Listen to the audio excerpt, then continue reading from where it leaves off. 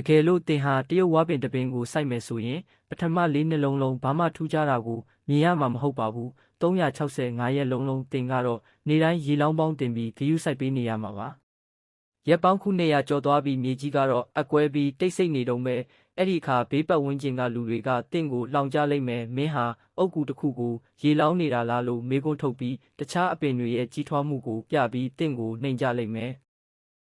3 နှစ်4 နှစ်ရောက်လာတဲ့အခါတင်ကိုယ်တိုင်တောင်တန်တရားဝင်လာလိမ့်မယ်ငါမျိုးစေ့ကပုတ်နေပြီလားငါလမ်းမနေပြီလားဆိုပြီးတော့ပေါ့လူ90ရာခိုင်နှုန်းကဒီနေရာမှာတင်လက်လျှော့ပြီးအရှုံးပေးသွားကြပါတယ်ဒါပေမဲ့မြေအောက်မှာဘာဖြစ်နေလဲတိလာဝါပင်ဟာပြင်းနေတာမဟုတ်ပါဘူးသူဟာနောက်တစ်ချိန်မှာမြင့်မားလာမဲ့သူ့ရဲ့ခန္ဓာကိုယ်ကိုထိန်းထားနိုင်ဖို့မြေအောက်မှာအမြစ်တွေကိုပေပေါင်းများစွာခိုင်မာအောင်အာယူဖြန့်ကျက်နေတာပါ